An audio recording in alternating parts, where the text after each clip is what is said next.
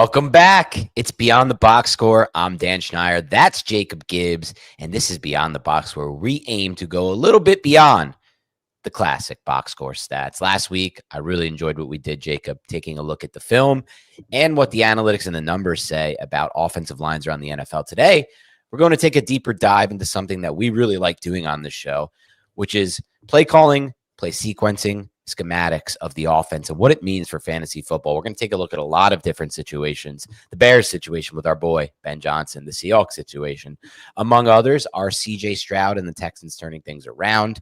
And of course, because we've seen what you guys have seen, the big debate on fantasy Twitter over the last, 72 hours. Emeka Egbuka, how good is he?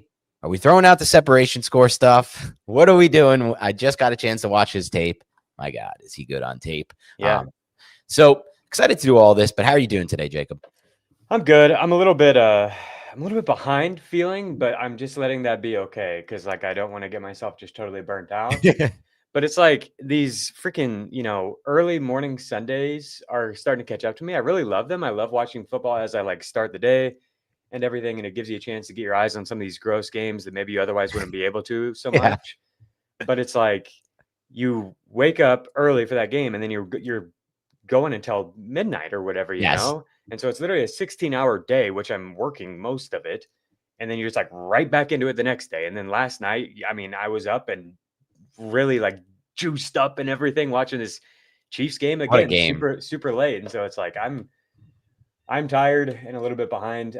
Today's show might not be quite as buttoned up and neat. Oh, it will be fine. It will be I would fine. like it to be. And if we don't get to everything, we might just push it to next week because there's a lot of stuff to get to. We've got a lot of new play callers this year, and so that's mostly what we're digging into.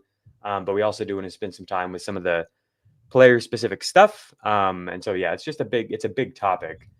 So we'll get to what we can. As far as the Egbuka stuff, is it a debate? Has it ever been a debate?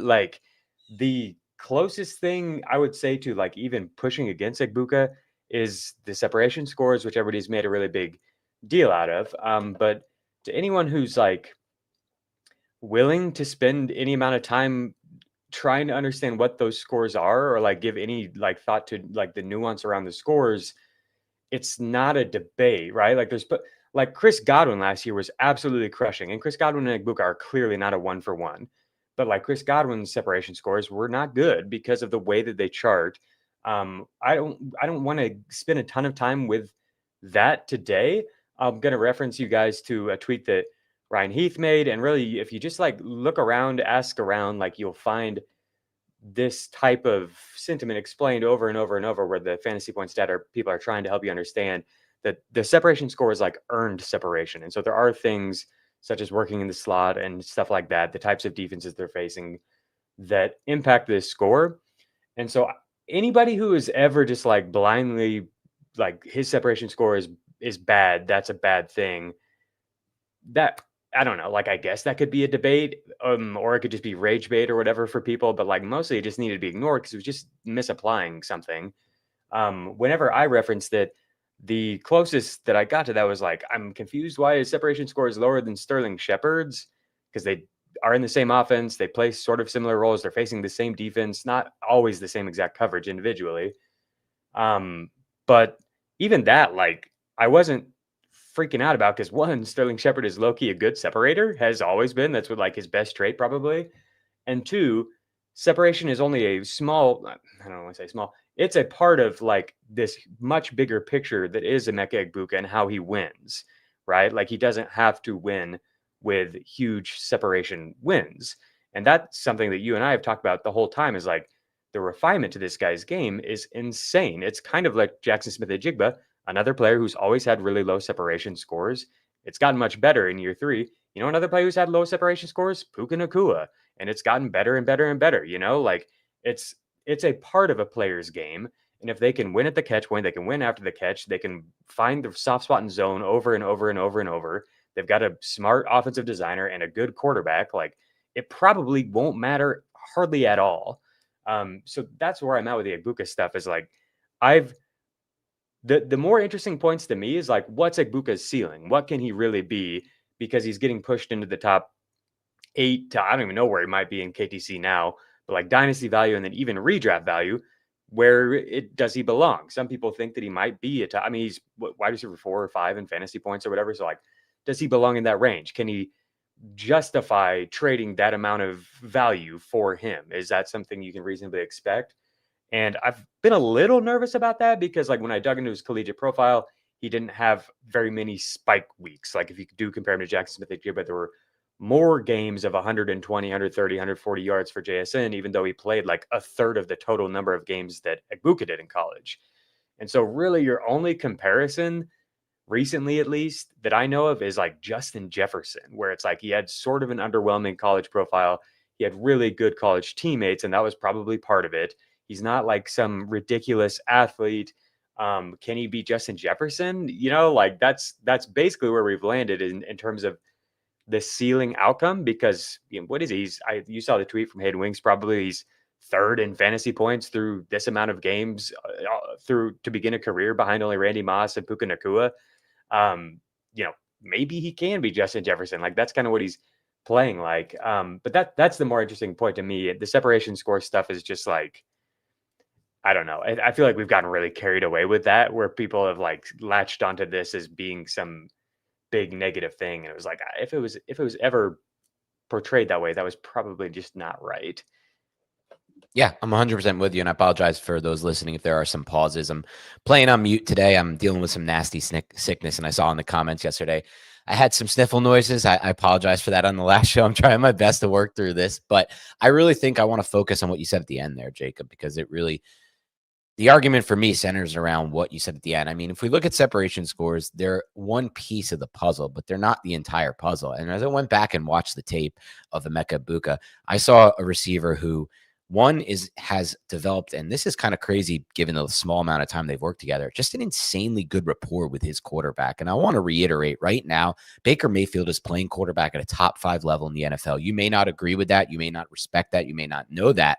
But when you go back and watch the tape, you see it. Baker Mayfield, out of all the quarterbacks I watch, is minimum top 5, probably top 3 in playing connected. And what I mean by that is his footwork and his lower body mechanics are connected to his upper body throwing mechanics better than most quarterbacks, if not all quarterbacks I watch. What it allows him to do is use ground force to drive the football. And he's throwing with anticipation by far better than at least 95% of the quarterbacks playing right now. What does that mean? Well, it means all the things you broke down, Jacob. A player like Egbuka who finds the soft spot in zones. A player like Egbuka who, as Baker said this preseason, is a player that I can get the football to and know that he's staying grounded within the catch. It's like what we talked about on yesterday's episode with Stephon Diggs. He's almost making the move before he gets the football for Drake Maye, and that's why he had all those yards after the catch against the Bills. Book is a very similar player. He catches the ball, and he's looking, and he's already prepared and put himself in position to create after the catch. It's a combination of that, his ability to sit in those soft zones.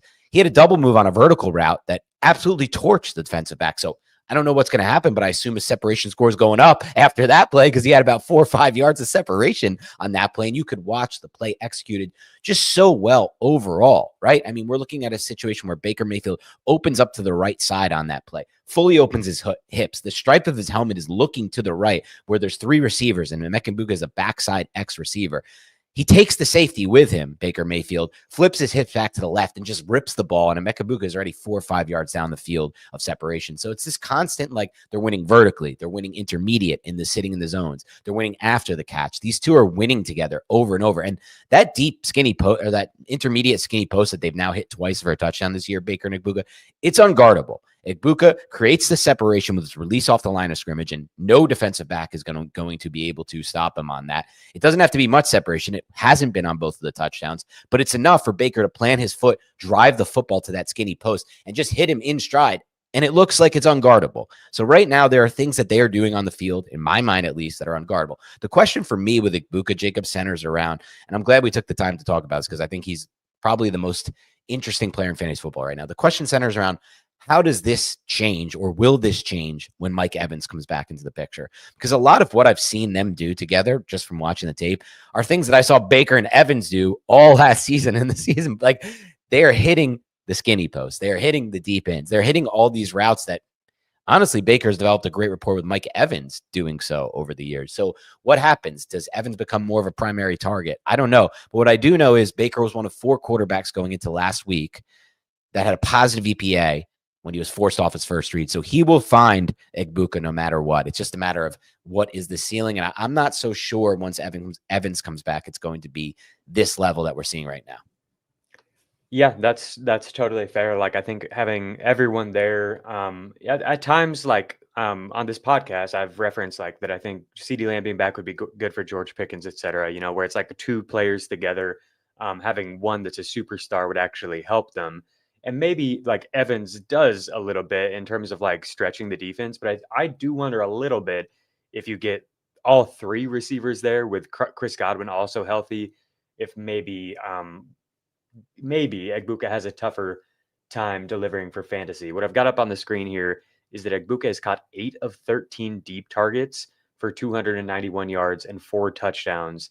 He scored more fantasy points on these deep targets through an initial 5 weeks, not of a career, of a season, of any season ever during the time I have the data available, which is dating back to 2006, than any player on deep targets, which is like not what his profile was at But that all. I agree. I understand that, but I think, and this is not saying, his profile is wrong or, what people projected he would be was wrong. Yeah, But I think there is a massive misnomer when it comes to what people expect will be a good deep ball winner in the NFL and what players actually are good deep ball winners. People expect it's just these players who have insane speed or like right. Xavier Worthy type speed and separation ability. It's often not. It's often people like Egbuka and like DeAndre Hopkins. Remember how good he was early in his career as a vertical ball winner? Who can, and Romo Dunze at Washington, we have seen a little bit of that so far with the Bears. I want to see more. These players who can win with double moves, who can win with release package off the line of scrimmage, who can stack the DB on the vertical route. And then, in my opinion, who can track the football. To me, most of the vertical game is your ability to track the football, which in every aspect that I just broke down, Egbuka is borderline elite at. And so maybe it's another situation like we've seen in a lot of players in the NFL where maybe he wasn't using this regard as much in college and the No, stats don't I've got show it. stats on that. Yeah, but he can do it. Yeah, and just to be clear, I'm bringing this up because it's really interesting, not because it's like, oh, regression or whatever. Like, it's just in college, he had 15 career receptions of 20 or more air yards. He already has 8 in 5 games. Like, he's the most unprecedented and highest fantasy scoring receiver dating back 20 years on deep targets. And that was just straight up not really part of his profile. He was used a lot more in the slot. And so, like, that alone maybe is a point to consider when comparing him to some of these other receivers in terms of collegiate production is like, well, maybe he was just miscast, kind of. I think that was Right. sort of the case with Justin Jefferson, too, in college. Exactly. And so, yeah, maybe like this is just a phenomenal player who's now going to be unlocked because he landed in a great situation with a team who understands better how to use him. Real quick on the Jefferson note. So I've already done this. We've already done this exercise with Jackson Smith and Jigba, and Jigba crushes him in terms of producing these huge spike weeks. In college, across like 30 plus career games, he topped out at 143 receiving yards. He had his next highest is 125. This is Egbuka, and he had just 9 games above 100.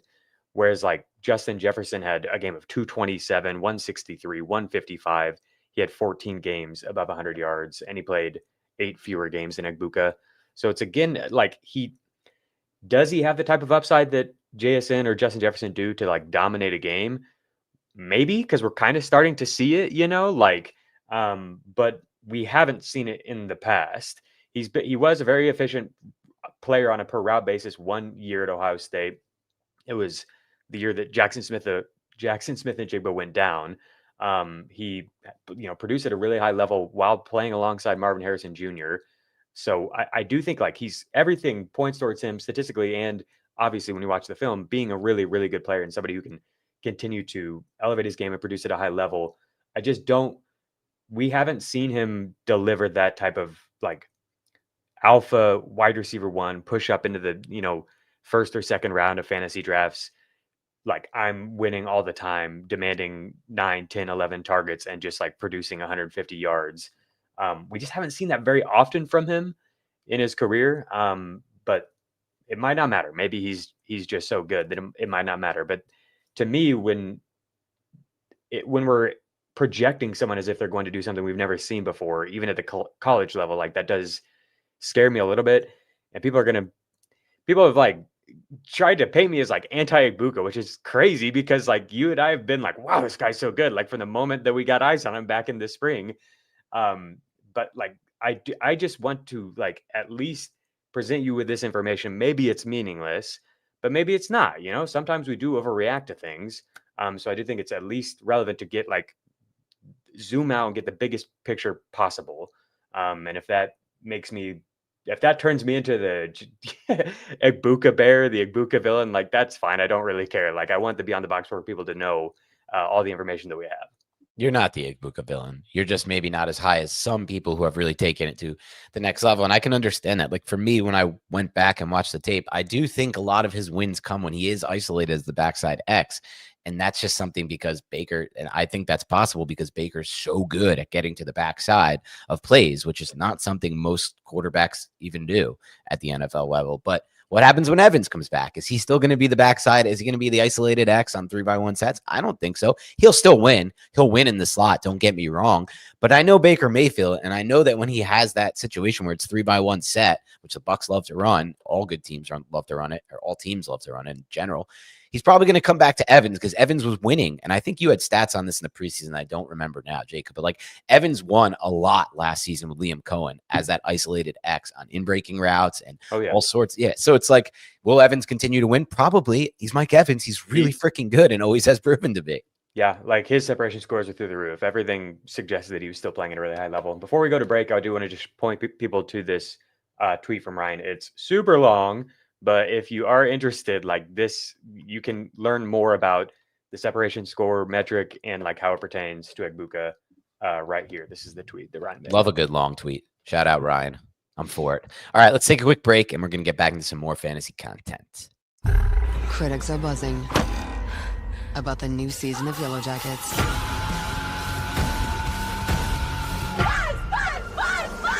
This is not healthy.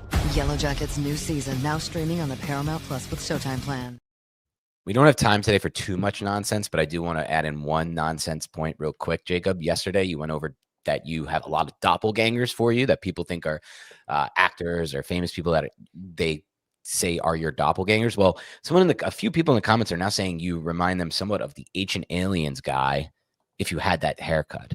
So I don't see that one. What is this? I don't know. You don't know the Ancient Aliens, dude. I'm gonna man. Just when you get a chance, type in Ancient Aliens guy into you'll see. Like the main character with the crazy hair. Yeah. Okay, I've seen this guy in like memes and stuff. Yeah.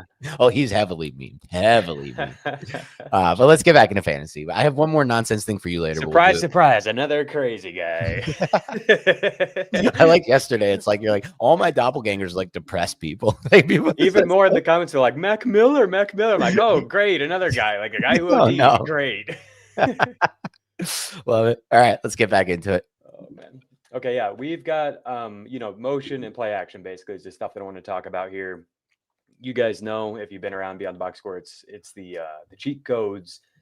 They significantly boost pass game efficiency. And so Dan, I want to start you off. You maybe saw this on Twitter. Which team have you seen this has the most plays involving both motion and play action in the same play? They scored 0 points on these types of plays last year. They've already scored 5 touchdowns through 5 games this year. I haven't seen this yet, but I'm trying to think of what offense changed. New play caller. Yeah, it has to be a new play caller. Is it Liam Cohen? It is not. Okay. Is it Ben Johnson? These are good guesses. It is the Dallas Cowboys. But I was going to say the Cowboys, but they have the same play caller, don't they? Didn't Shoddy call their plays last year? Well, they've got a new guy. Oh, Shoddy's not calling the plays this year. That's on me. I thought Shoddy was still calling the plays. I can't remember My bad. his name. It starts with a K, I believe. My bad to all those listening. That's on me. Yeah, they're cooking. They even better. 4 of these 5 touchdowns came against the Jets, by the way. Well, But yes, leading the league in these types of plays, and last year wasn't part of their arsenal at all. The other teams that are up at the top, the Niners, the Rams, the Dolphins, the Colts. The Colts Oh are, I yeah, mean, man, just we know wagon. this, but absolutely cooking this year. Some teams that are not using them very much, the Seahawks are down at the bottom, and like it makes me so sad because this is the Clint Kubiak like thing to a T. Like in the past with the Saints, where they were going off, they were doing this more than any team. But motion is down, play action is down. The Seahawks are first in the league in explosive play rate. They're like it's overall it's working pretty well. I think Clint Kubiak, like even though he's not doing things the way that I hoped and like maybe predicted and stuff we've seen in the past, like it's still working pretty well, which ultimately is probably a good note for Kubiak, is that he's like able to kind of continue to be adaptive game to game and year to year with his personnel and what he thinks he's going to face defensively and everything. But man, like first in explosive plays, and somehow the only players that we can even use are Jackson Smith and Jigba and I guess Darnold. It like I don't know. It's such a tough. I've got something cool to illustrate the running backs. Do you have any thoughts on Seattle? Have you watched them very much? I got to see their island game against the Cardinals, obviously, and then last week I watched a little bit of their tape against the Bucks, just kind of going through Bucks tape for this podcast. I think, that was like the perfect game script for other players to stand out, shootout game against the Bucks. And we saw guys like AJ Barner get involved, who has been more involved lately, but that's not something we're looking for in fantasy. Like that doesn't get us excited. Cup, I don't think he's going to be much. And then the running back situation is just so weird. It's like Ken Walker has been much better, but Charbonnet is the red zone guy, and he's going to continue to be. So I'm kind of with you. I don't really foresee any of these guys, even Darnold, standing out as weekly guys outside of JSN.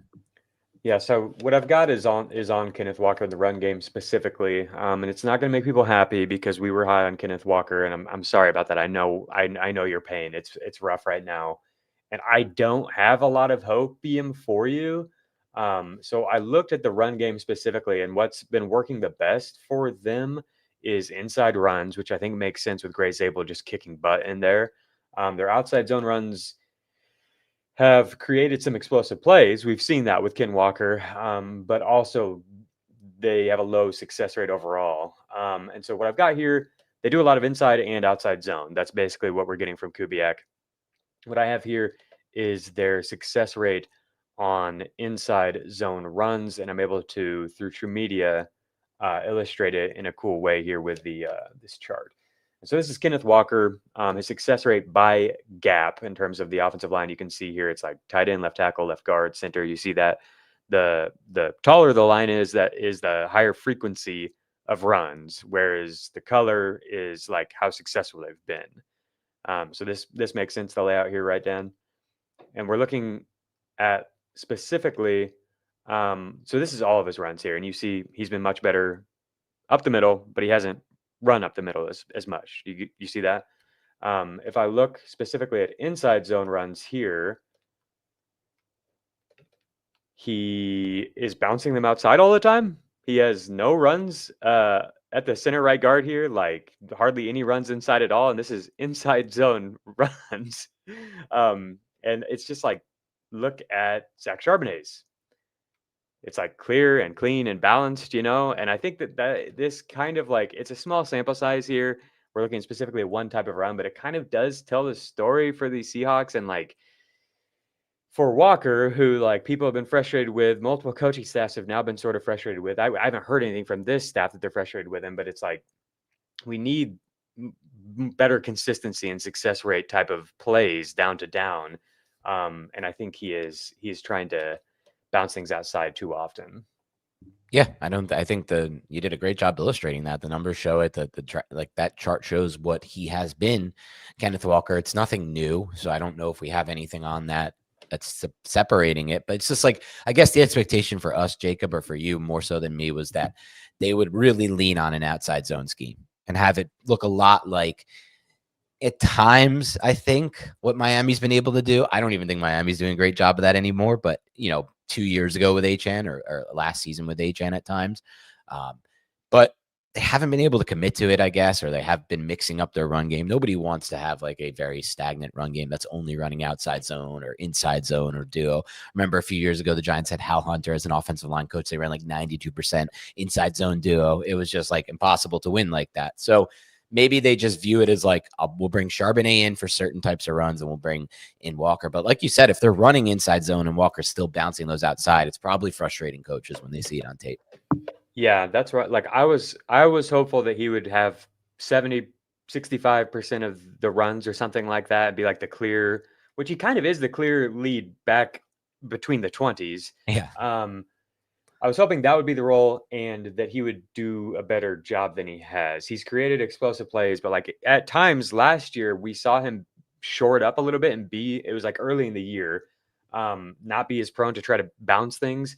I don't know. Maybe he's like pressing kind of right now because like he hasn't had the role as much, but I don't really know. Like it's just, he's not it's kind of who he is. Less so present. Yeah. I know. But like we do see that change sometimes, I feel like.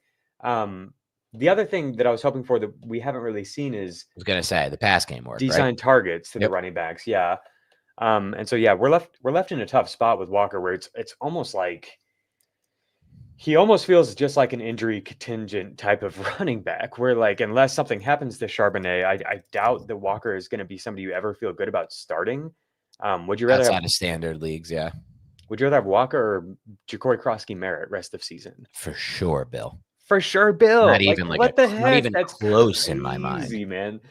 It's not even close in my mind. And I'll say this as someone who I wasn't as high on Walker this offseason. I don't have any shares, but I understood why you were, and I got it. And I still get it. Like there's still a chance he could be this explosive player, but the pass game work, I love that you brought that up. That was my biggest concern, Jacob, as I thought about like what a Kubiak system is and where Darnold really turned around his career, which is with the 49ers, then into KOC. It's that same coaching tree. The way that they teach these quarterbacks to read out, in my mind, at least, it was never going to be. And I guess with Kubiak, we thought like, okay, there were a lot of design targets for the running backs, but depends on the quarterback. I kind of feel like if they're getting to that point, like if they need to do that with Darnold right now, he's reading the offense out so well that I don't think they need to revert to like designing touches for the running backs in the passing game. And it could work for some offenses if you need it, but like Darnold's doing a good job just reading it out normally and getting the ball out to 1, 2, or 3 in the passing game vertically and intermediate levels. Like a lot of it has been JSN, sure, but it's working. And so I don't know necessarily if they're going to change that anytime soon. That's probably my biggest concern there. Like, does he ever get the volume in the passing game?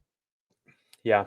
To where I'm at with Walker is kind of like Brian Thomas Jr.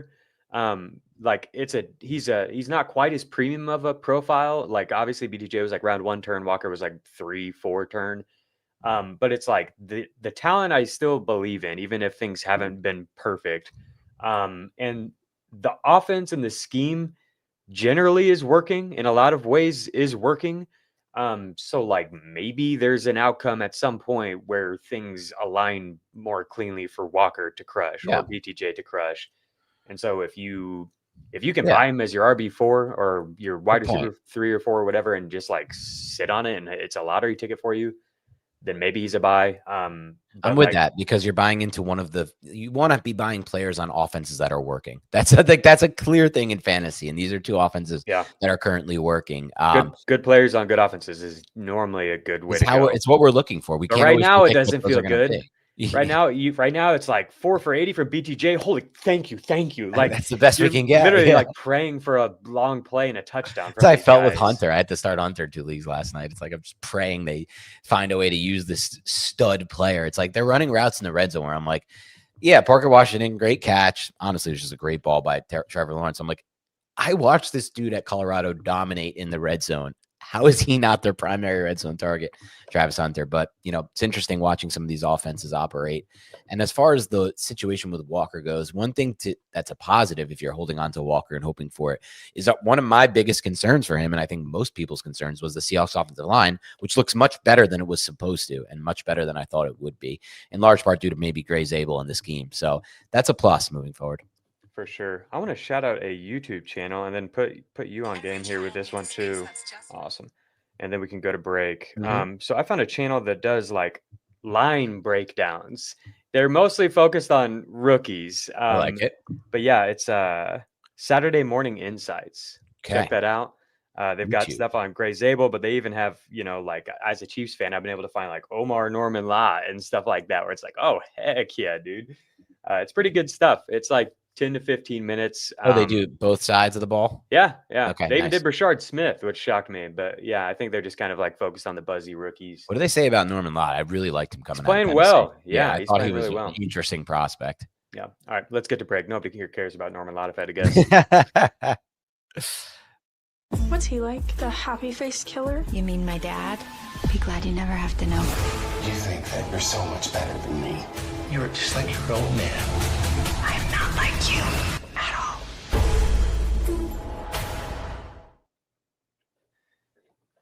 There he is. There he is. The guy that some people think if you grew your hair out and let it throw out like that, Jacob, you would look like the Ancient Aliens guy. I should watch Ancient Aliens because it's right up my alley, but I haven't seen any Ancient Alien episodes. That's exactly how I feel when I'm like describing stuff on this podcast mid-season. I've had way too much coffee and not enough sleep, not enough sunlight, not enough human interaction. Yeah, if I let my hair grow out, that is exactly me. That's a good call. I love it. I want to talk about these Cowboys, man. Oh, yeah. We were obviously excited about the Cowboys. We thought that they might play fast. The defense might put them in a lot of shootout situations. We believed in Dak to, make all of this work with the better personnel this year. Drafted the round 1 guard, brought in George Pickens, different running back room. But I couldn't have even anticipated that it's Clayton Adams, I think is the name of the guy, that it would be this level of awesome, background stuff to boost the efficiency in terms of the play action and the motion, a little more varied in terms of shotgun and under center and all that. Like, it's all coming together and working really well in a way that we couldn't have even predicted. And so it's like, I think George Pickens, CeeDee Lamb, Jake Ferguson, Javonte, you're just riding it out with these guys, right? Like, I feel so good about having any of those guys on any of my teams. Obviously, I'm a little nervous about the ankle with Lamb. But yeah, Cowboys 9th in motion. They're way above where they were last year in terms of pre-snap motion. They're near the top of the league in play action as well. 6th in play action. A fun stat for like Javonte Williams people is that they've only been playing with a lead for, I want to say it was like 15% of plays or something like that. We saw it in this last game, but it was such a blowout that it wasn't like a normal game script really. But I think like we could see even more games where it's like if they get where they're able to play with a lead in a close game back and forth, maybe we see Javonte push up into bigger and bigger numbers, because I don't think he's really somebody who benefits from playing from behind like maybe a Christian McCaffrey or something like that where they're going to pile up a bunch of targets. He has seen play action targets. That's an important thing for running back. So like all the Javonte stuff checks out, and I think as the line gets better, it's only going to be better. The only negative I have for Javonte is that I do think the role has to kind of scale back a little bit, but still probably going to see 65-70% of the snaps and like 75% of the running back rushes if I had to guess. I just think that note is just about like the longevity of like the season as he wears on. I just don't think he's going to see 300 touches. That would surprise me.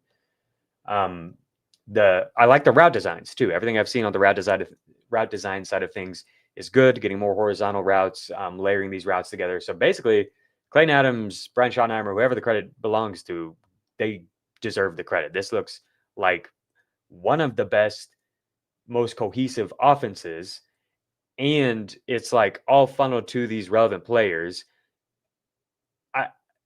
We called it the 2025 Bengals. That's really what it feels like, because the defense is holding up its side of the bargain too, where they're in shootouts every single week.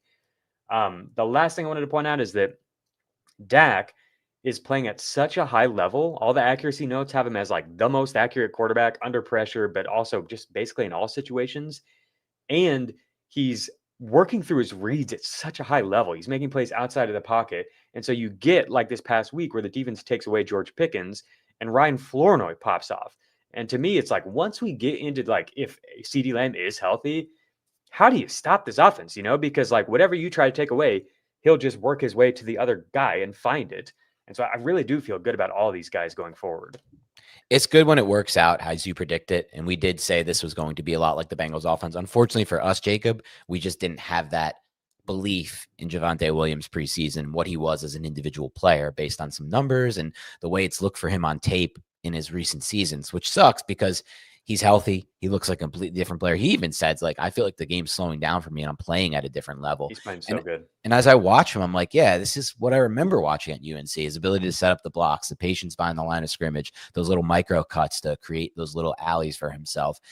And I wish I had been on that, because when you have these wagon offenses, like we predicted, if somebody's in that role that Javonte's in, he's just a lockstep guarantee for fantasy football to destroy his ADP and be like a league winner, which is what he's becoming. He may end up being the fantasy MVP of this season when you consider just the value where you drafted him at versus what he produces.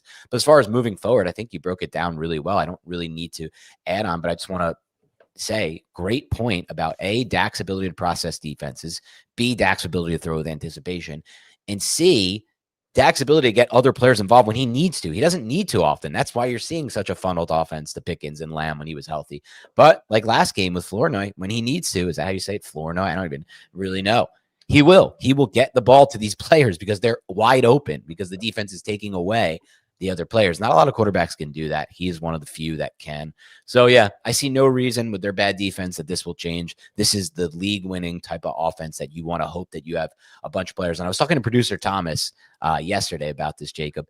His best fantasy team this year is the team where he drafted Dak, Javonte, Jake Ferguson, and George Pickens. It's just that. And he's like, I missed on like all my first round picks. I have injuries across the board with all my premium draft picks, but I got those guys and I'm in first place. And that's kind of how it goes in fantasy when you draft these rare teams like the Bengals last year or the Cowboys of this year. People are saying they need their Flournoy breakdowns. They need their Flournoy content. I think this is the place you come for that type of thing. A lot of people like Jalen Tolbert.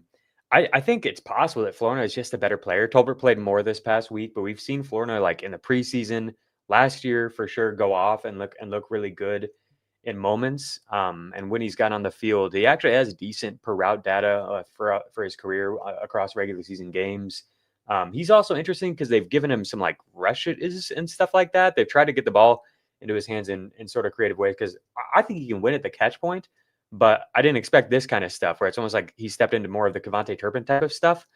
So definitely like in Dynasty, he was one of my top ads this week. It was like him and the Chargers backs. That's basically where I'm at with him. I think he's not going to matter. You know, CeeDee Lamb will come back. Maybe even Turpin coming back is enough for him to not matter. But he's someone to keep an eye on for sure, especially in deeper sicko leagues. The only other offense I wanted to hit on at the very top in like the same breath as like the Cowboys is the Colts. The Colts are doing it even better. It's like everything about the Cowboys that I just said, the motion is at the top of the league. They're very like top of the league in play action. 34% of their plays are play action. So much of it is first read for Daniel Jones, but then we're also seeing him play well outside of the first read. He's attacking the deep areas of the field much better than we possibly could have expected. And it all adds up to number one in success rate is where this offense is. And they're able to create some explosive plays. I think they're top 5 in explosive play rate. They are 6th in explosive play rate. And it's like Jonathan Taylor just crushing, just like probably like right now, the most valuable player in fantasy, like him and CMC, Puka, like that's it. It's those guys.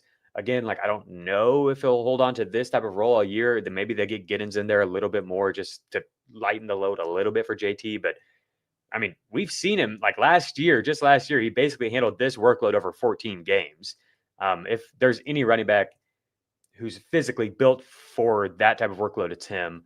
It's just like a matter of his health. But right now he's healthy and he's crushing. So everything looks sustainable. To me, it all just comes down to Daniel Jones. We'll see on that.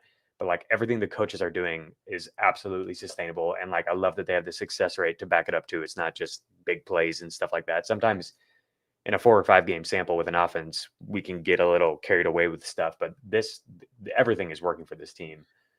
It's another wagon offense, the most surprising by far of the fantasy football season for people like me who it's very hard to watch the tape that I've watched year after year after year, game after game after game, and understand how a player could be playing so differently with a different situation. And I know some people will find that crazy and say that makes me a bad analyst, but man, they've tried so many different things, the Giants, with this guy, so many different systems, so many different players around him. Even at the beginning of last season, the offensive line was playing well before Andrew Thomas got hurt, but he wasn't playing well. But ultimately, as we learn with this Dallas situation, not of the Dallas situation, but with Trevor Lawrence right now and Caleb Williams right now, the coaching at this point has become almost everything in the NFL. If you can design open for first reads for your quarterback, considering no quarterbacks really come off their first read well, then you're going to be a good quarterback and you're going to be able to get good quarterback play out of these players. Now, you're right. He has made some plays off his first read.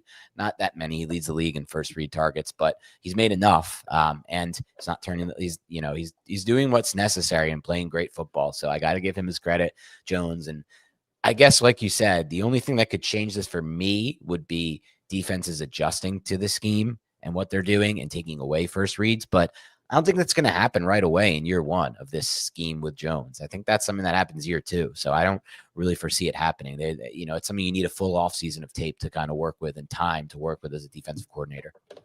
The Colts have been playing with a lead on 61% of their offensive plays, which is second to only the Packers at 74%. So that's obviously great for Jonathan Taylor. I just wanted to reference, I brought up the Cowboys. They've only been playing with a lead on 29% of their plays, which is behind the Giants.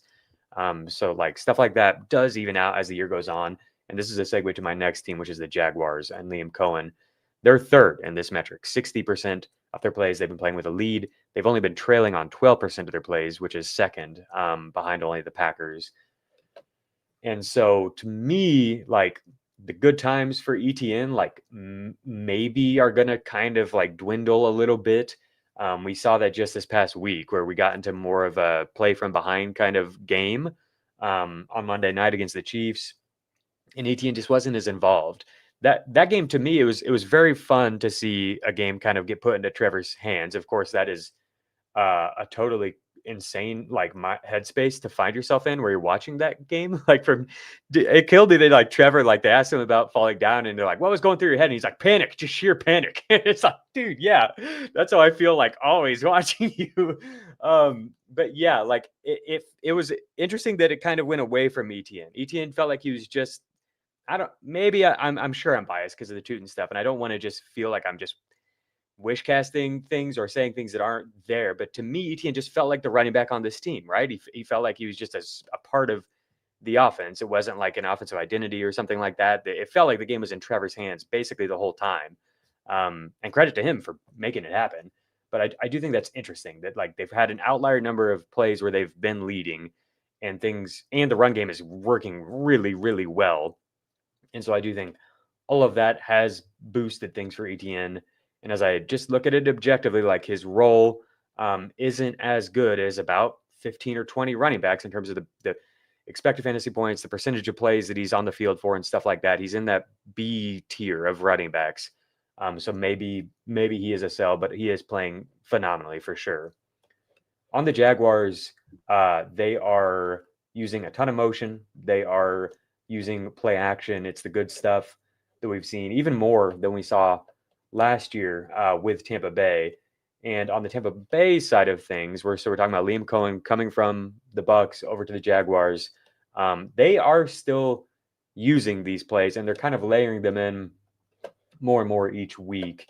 I'll get to you in a moment because I want to hear just a little bit more about what if you noticed anything on Tampa Bay's offense and like kind of the layering and their ability to like attack space. I think that's what like Liam Cohen is really good at. Obviously his run game, I think, is probably the feather in his cap. Like that's the best part of what Liam Cohen gives you, but also like his route designs are great. And so I've been really curious what we get from Josh Grizzard, who's taken over in Tampa Bay.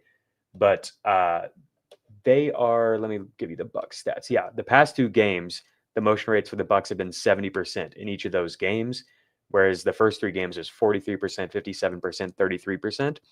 And you guys are gonna hear something similar for a lot of these teams, Chicago, Houston, where it's like early on, it's like, why aren't they doing this? You know, like this is what we need them to do, you know, and everything. But it's like probably just microanalyzing. It takes time to like integrate a rookie into something. It takes time for a new coach, I think, to kind of layer and build out the things they want to do with their offense.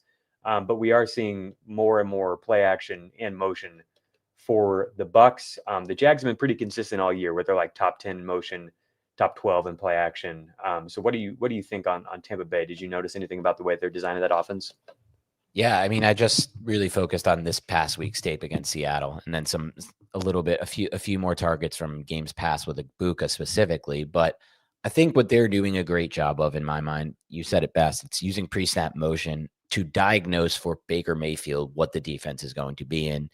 And that's at this stage, as I mentioned earlier, Baker's one of the best at processing defenses. You don't, the disrespect, I think, for Baker, it's not disrespect, but I don't think a lot of people take him seriously as one of the elite quarterbacks in the NFL. And I think, at least from the film that he's put on tape, or from the plays that he's put on tape for the last few years, he is one of the elite quarterbacks in the NFL. So they're letting him figure it out pre-snap. And then they're doing a lot of spread, a lot of 3x1 sets, which I love for him, giving him the option of you have something to the boundary side.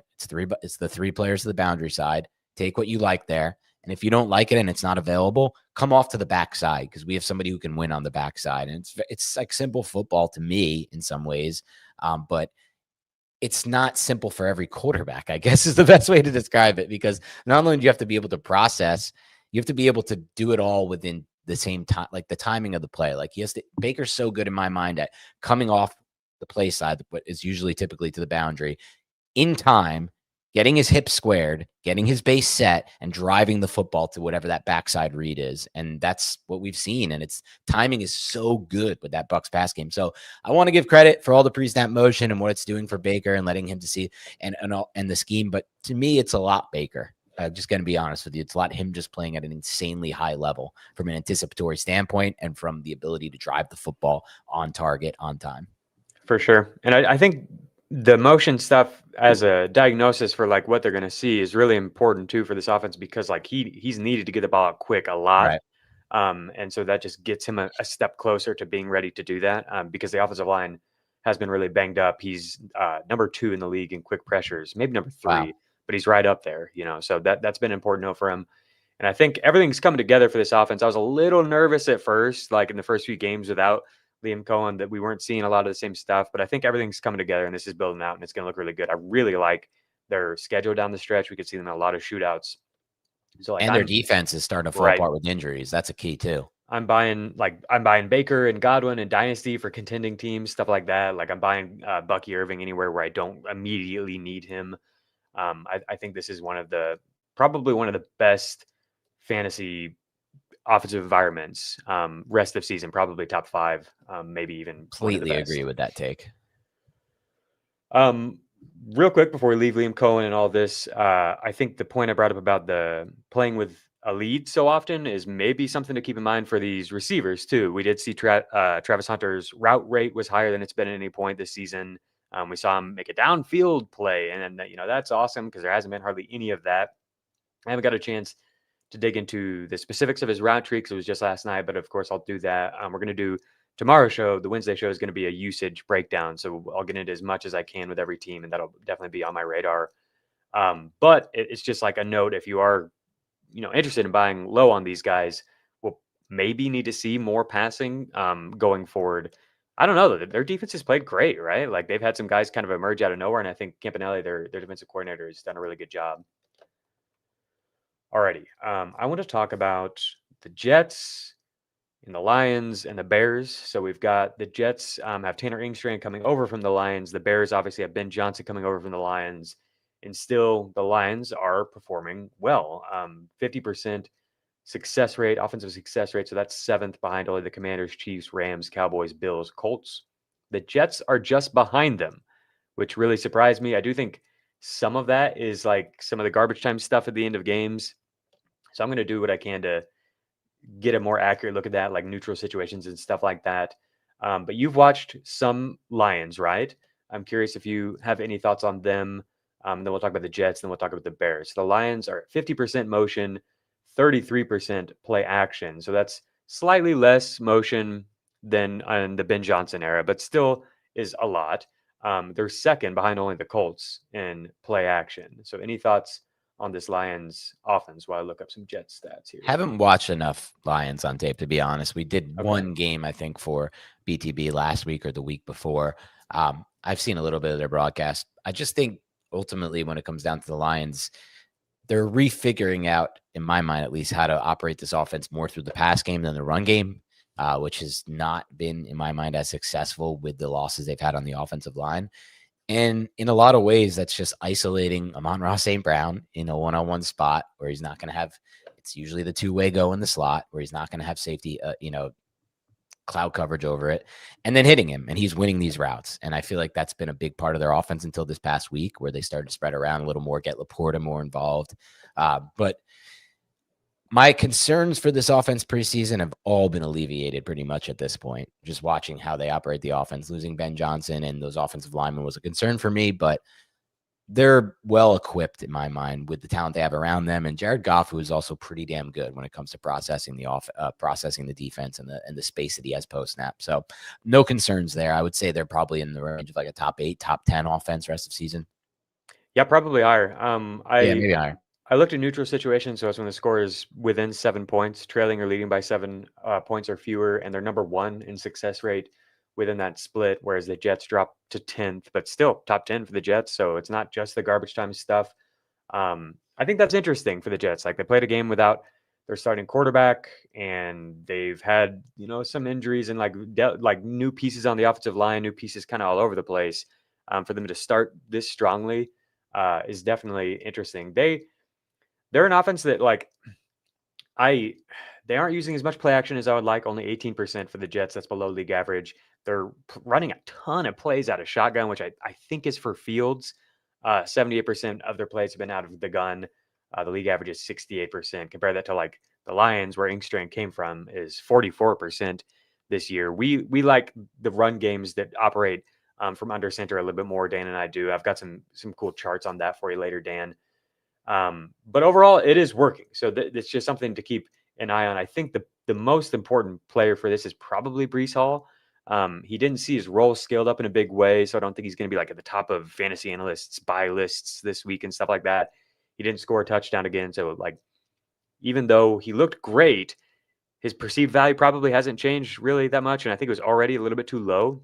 He's like running back 20 or something on the year, So as I'm looking at it, it's possible the role grows. It was like a 60-40, 55-45 kind of split in terms of playing time between him and Isaiah Davis, even when it was the first half.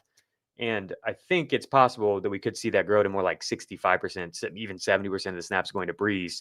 And if the offense keeps working within that structure, the run game has seemed to be designed for him, I think, and he's done pretty well, especially on the outside zone runs. So I just wanted to bring them up because I feel like people almost treat the Jets like a joke, and they haven't played all that well, right? So I guess that's fair. Their defense is playing really poorly, but the defense has talent. So maybe, and it's like a defensive coach, right? So couldn't it get better? Or do you have any thoughts on that? The defense has been awful. I have a lot of thoughts on this. So everything you broke down from regarding Breece Hall is positive, and it leads me to believe he could be one of the better buy lows. And then there's just that one overarching factor that stands out to me, which is the Jets defense. And will the Jets defense allow the game scripts we need for Breece Hall to really take advantage of his situation in fantasy? Because they've only been leading on 18% of their plays, which is even lower than the Cowboys that I brought up, which is helping Garrett Wilson, helping Justin Fields. But yeah. And Mason Taylor, who's really taking a step forward. But for me, from my standpoint, from what I've seen and from what I've read, I don't believe there's all that much hope for the Jets defense to move forward. I love that. Are you pouring the rest of a full pot of coffee into your coffee mug? Jacob goes coffee pot into the mug. That was unreal to just watch that. Are you a full pot of coffee kind of guy? Yes, I am. You go a pot a day? Something like that. Wow.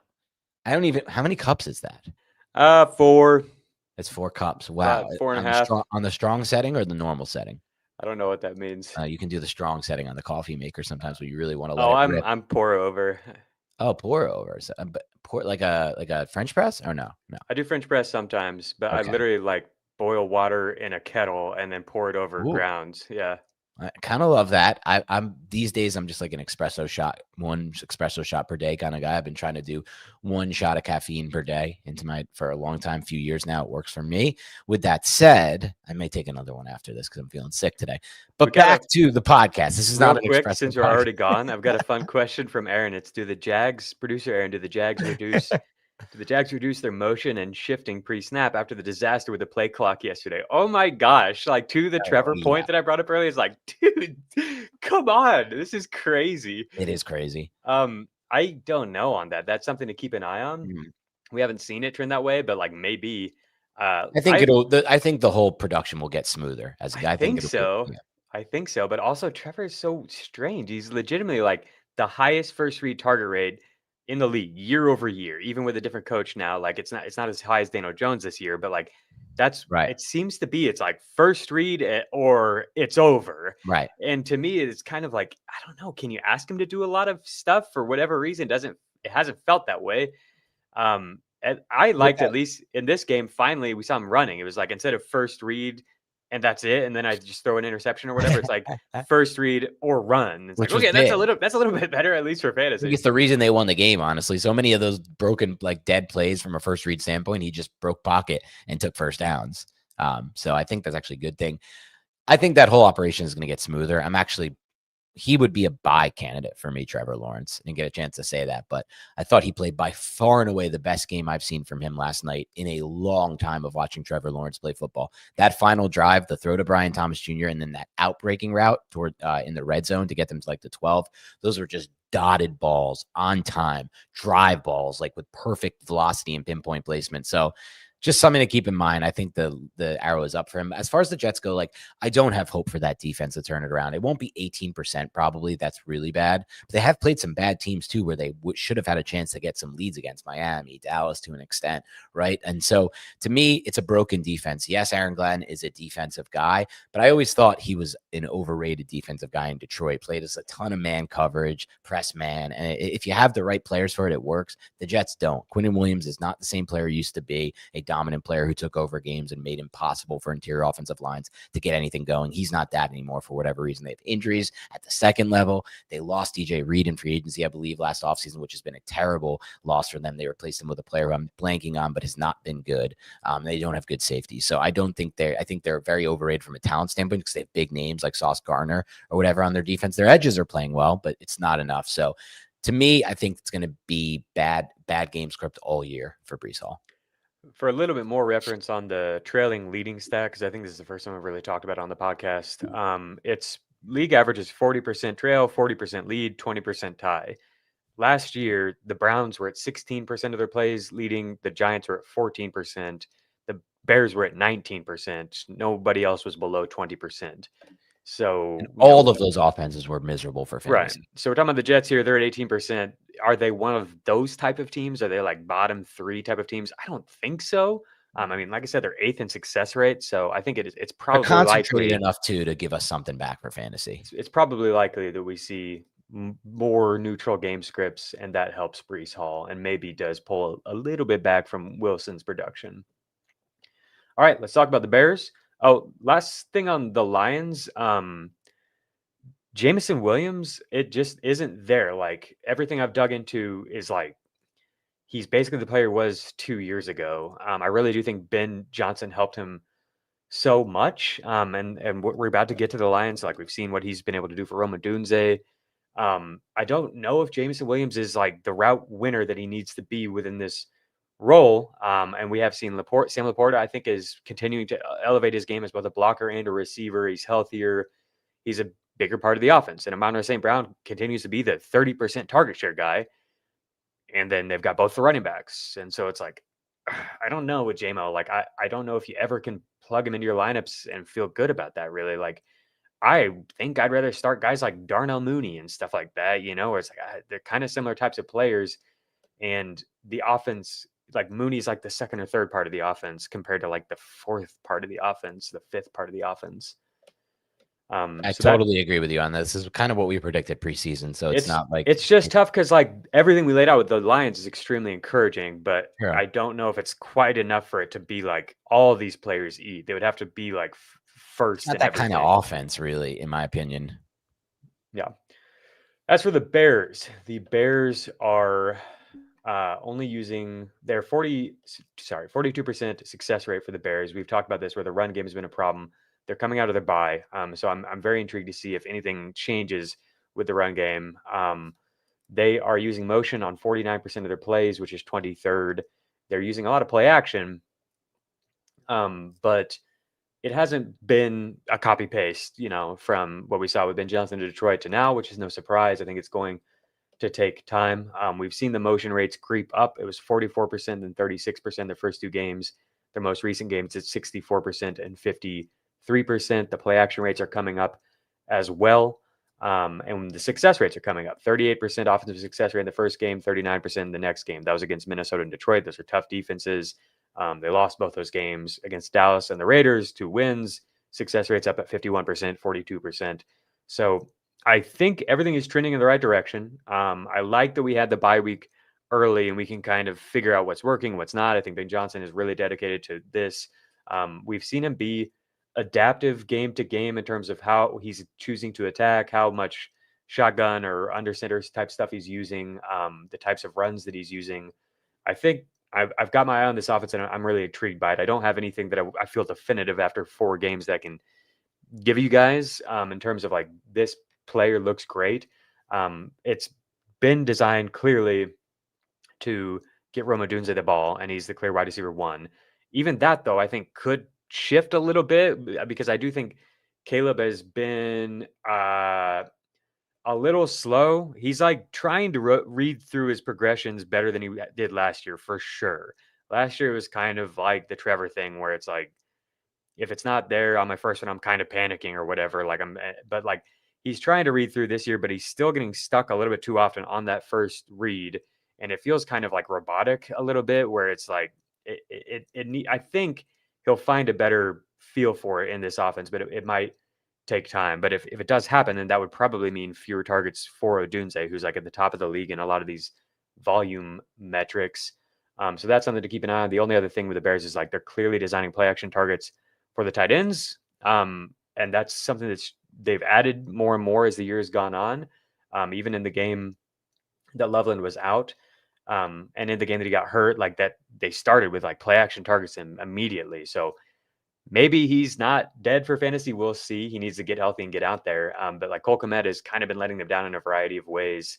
That's all I've got on the Bears. I don't really, did you have anything on? I mean, Caleb is playing a lot better. The accuracy notes are way better, but there are still clear like places where he needs to improve. I saw a chart from Ian Hartitz where on plays where he held the ball for a long time, it's going pretty well, but on quick throws, he's like one of the worst quarterbacks in the league this year, which is Goff is on the other end of that.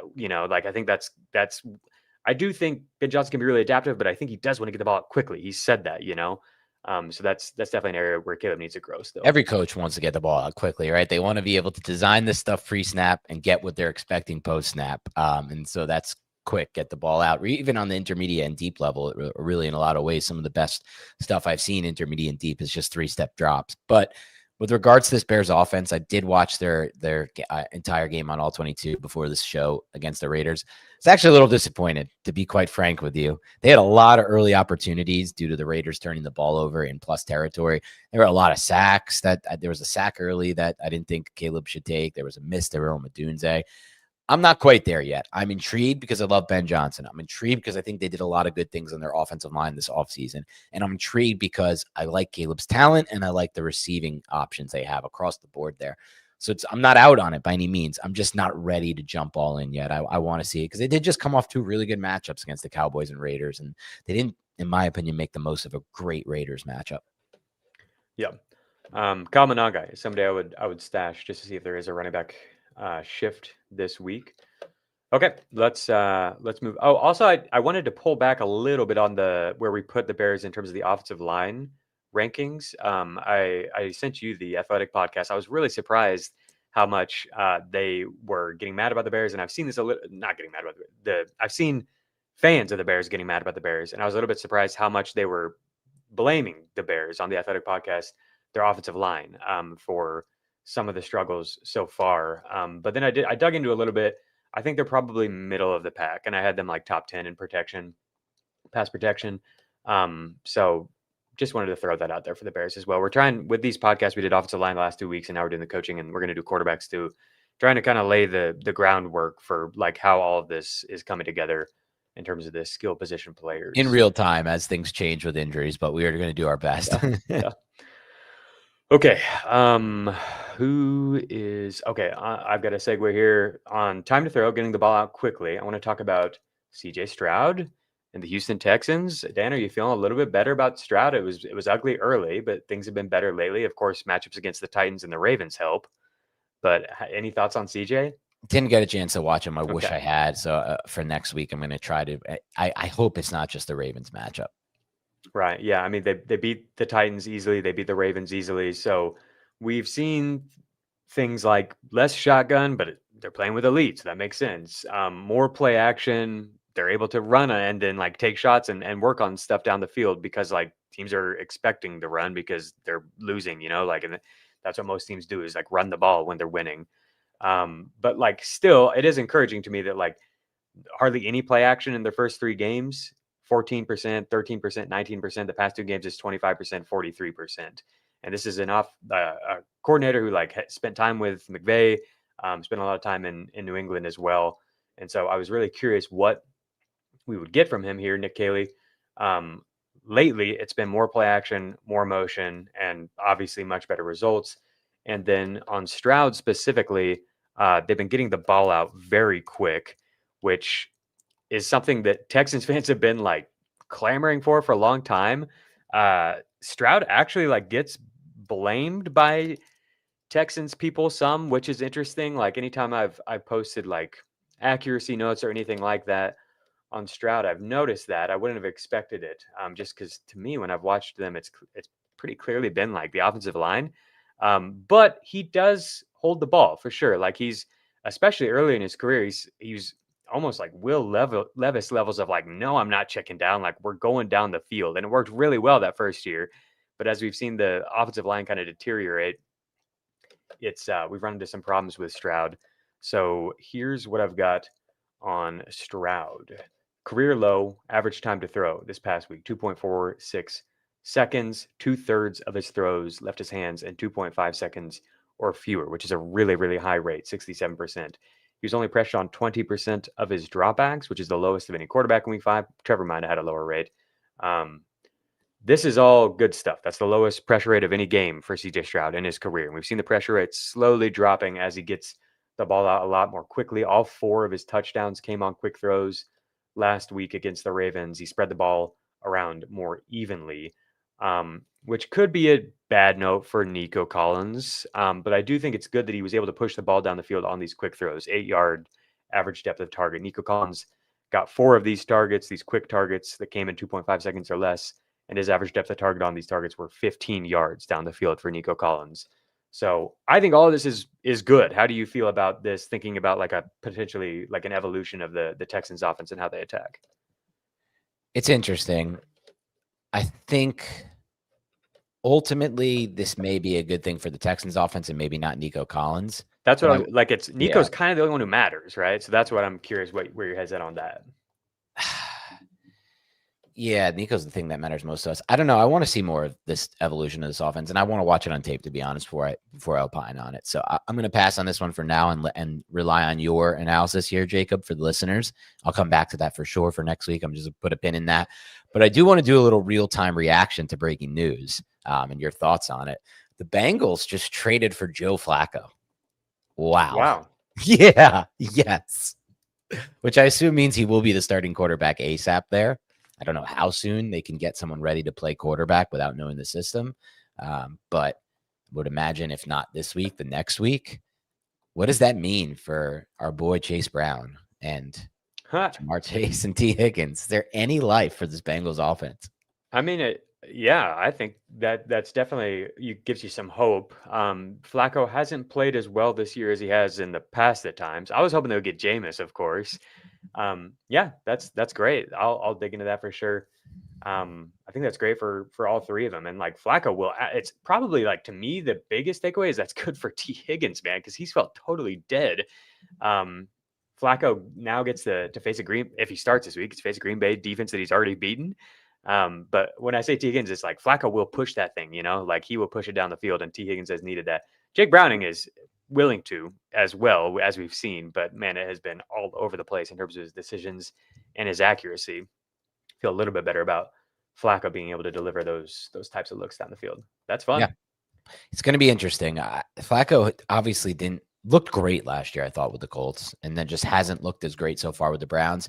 Just remember, though, for those who are judging him off of that, the Cleveland O-line was not at its best during Flacco's stint with the Browns this season. They just got Conklin back this past week. They've had injuries across the board there. They lost to Juan Jones earlier than preseason, I believe, who was one of their better players last year. So not to say the Bengals offensive line is any better. I don't know. I haven't studied it much. Though ultimately I would imagine some of that is on Browning, but it's a different style offense. It's just completely different, Stefanski versus what they do over there in Cincinnati. So I'm not ruling it out just yet that he could bring some life back to players like even Chase Brown, who, man, I need some life coming back to Chase Brown.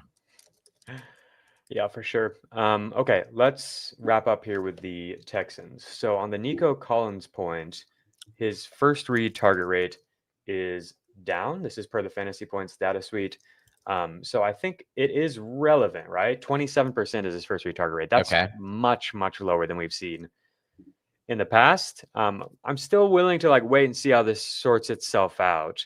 But I don't know, if Nico Collins or Emeka Egbuka, Nico Collins or Roma Dunze, where is he falling into that range? Because if he doesn't have the elite target numbers, that just makes him even more prone to bad games, I feel like. And he's already somebody who's going to run a little bit hot and cold because he gets so many downfield looks.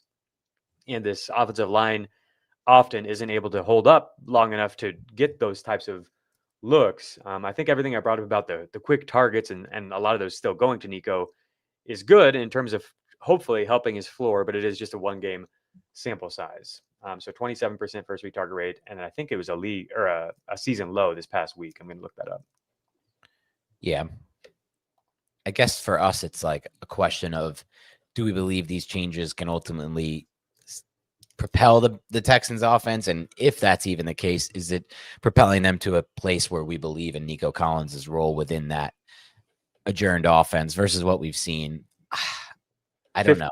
15% first read target rate for Nico this past week is easily the lowest by far we've seen it's ever been. Yeah, and outside of his first year in the league. And that was also the best game they've had on offense. So that's the scary part, is are they going to look at that and be like, this is what we need to do, get CJ off of Nico, because teams are just simply taking Nico out of the game with cloud coverage and different things, and get him moving toward, better situations with more space towards some of these other targets.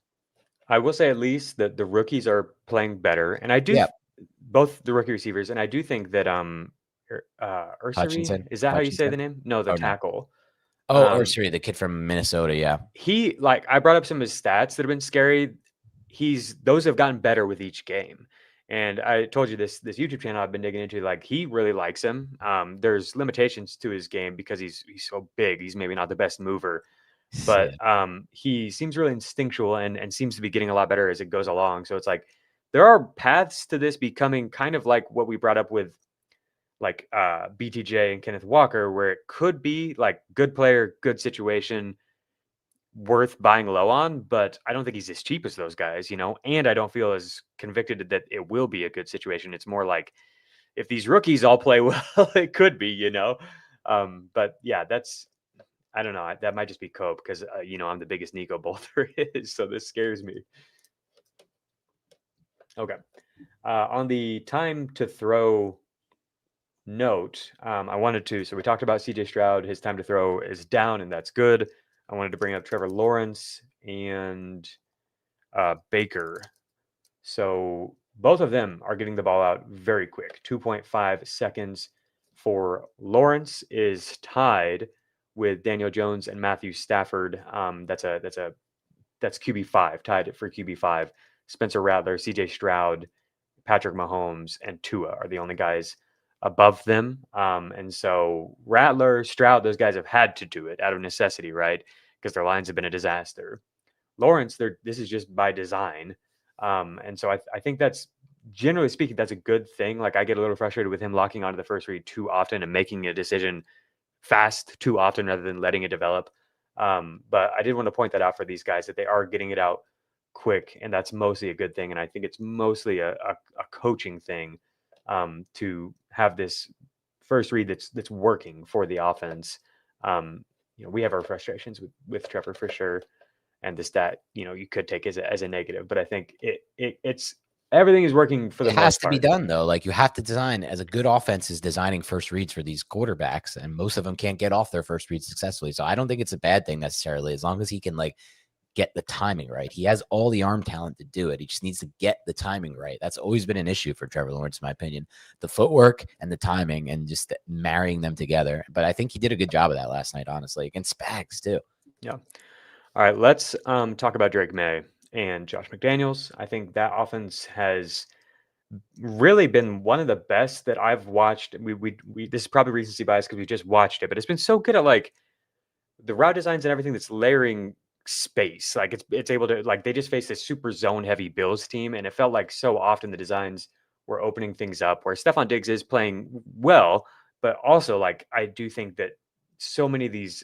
So Drake Maye has one of the highest first read target rates in the league, which surprises me a little bit because I think Drake is good at processing. I know people might push back on that from the college days, but I think he's done really well as a pro and in specific plays at working through his read and improving and finding stuff. You see him obviously make the plays down the field where he's able to read out defenses and figure out how to put the ball in the right place with anticipation and everything. But still, his first read target rate is extremely high. And I think that is kind of speaking to what Josh McDaniels is doing here, which is really doing a good job of finding the best beaters for these zone coverages and consistently putting Drake in a position to succeed. Drake is also checked down way more than we've seen in the past. And so I wanted to bring that up. I'm going to look at his time to throw when it's not an improv play, because I suspect that it's low. Do you have any thoughts on Maye and the offense, the sustainability for guys like Hunter Henry and Stephon Diggs going forward, just with everything we've seen from McDaniels? Yeah, bunch to talk about here. First of all, and first and foremost, I think that was a big misnomer about Drake Maye and his college tape. When I evaluated all those prospects in that class to death, 8-9 games of tape, and I thought Drake Maye was way better than people realized at A, making checks to the line of scrimmage, B, getting off of the first read. But I also think something that's interesting is the way that McDaniels is teaching him to learn this quarterback position is really good. And he mentioned this in the preseason, kind of went over, I don't want to say it went over people's heads, but it just got thrown to the side where he's they're saying oh, Drake Maye, you're going to run a lot, because last year he scrambled a lot, right? We talked about that was a big part of his game from a fantasy standpoint. He's yeah, I'll do that sometimes, but I'm being taught, and I want to not do that. I want to get to the check down. And that's something that McDaniels has always taught in his offense. Come off fast to that check down if you can, to the running back, or sometimes they have it the bubble receiver. So I think that's been excellent watching his development from a processing standpoint. I always knew he had it in him, but then you just see some stuff behind, watching his tape against the Bills. That was teach tape for the quarterback position, but it's not just teach tape, because not every quarterback can do that. You need to have the level of arm talent that he has to make some of those throws. Two of those Hunter Henry throws, and I think Hunter Henry will continue to be a big part of this offense for that reason, are just stick shots, in the intermediate level between the second and third level of the defense. Most quarterbacks cannot drive the football. And I think Nick did a great job breaking this down on our Giants podcast. It's not just the ability to drive the ball, it's also the touch. And he always showed that on his tape at North Carolina. Of all those quarterbacks, Caleb, Jaden, no one threw to the intermediate middle of the field better than Drake Maye from an anticipation standpoint and from the ability to drive the ball over the second level, but keep it from a touch standpoint before it gets to the third level. And then you just see other fun stuff cover two, the Bills play on that final drive. How about this? I'll throw the whole shot into the cover two on the right, up the right hash. So few quarterbacks, A, are willing to make that throw, but B, the reason they're not willing to make that throw is because they don't believe in their ability to make that throw.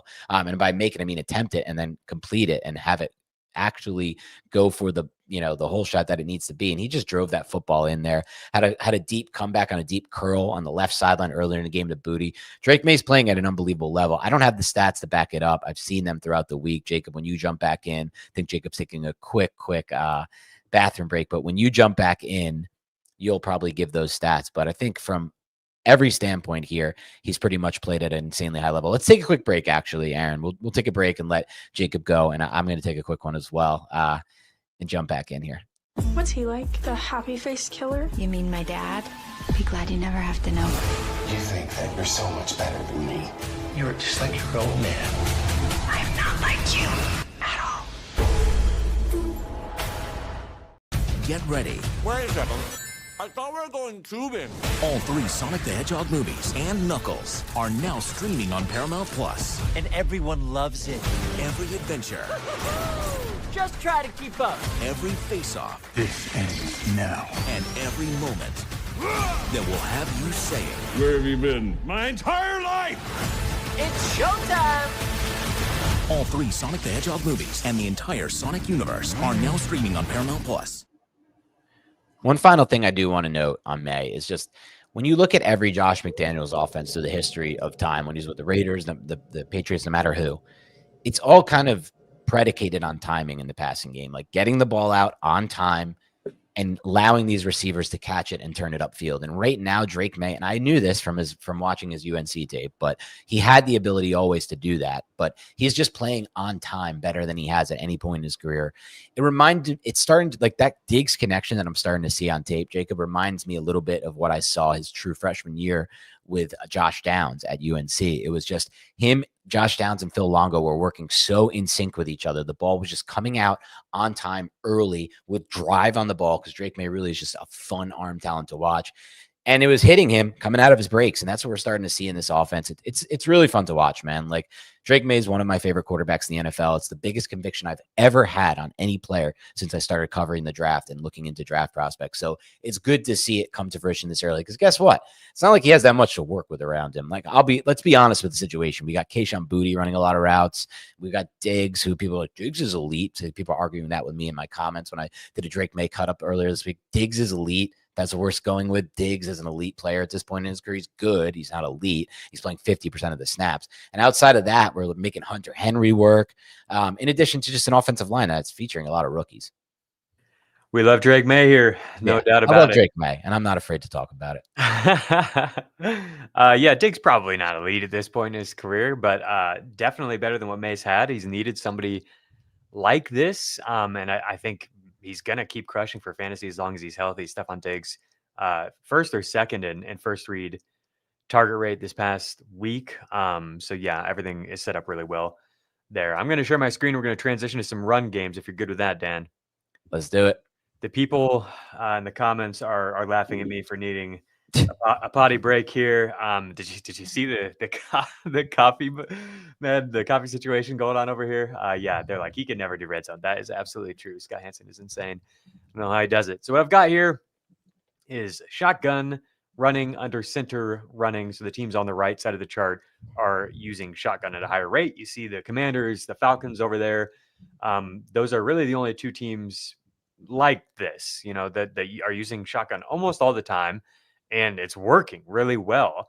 And the teams on the left side are using not nearly as much shotgun. You see the Rams, they're at like 14% or something like that, maybe even lower.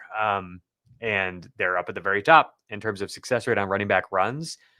So what I've found, just looking back through the past 5 years or so, is it's not perfect. Obviously, you see there's no like real trend line here. The teams are kind of all over the place. But it's like the teams who really lean into one thing, whether that's extreme shotgun running or extreme under center running, have done it with pretty great success. And then the teams that have a like very mixed approach, some of them have also done it with great success. And obviously it's not everybody, but it's kind of like the top ends and then it kind of goes down and then back up in terms of the way these lines have formed each year. And so this year, who's doing it well on the non-shotgun side of things are the Rams, the Bills. I think we'll see the Lions creep up here into this range. And then, obviously the Vikings, we think when their line gets healthier, can be in that range too.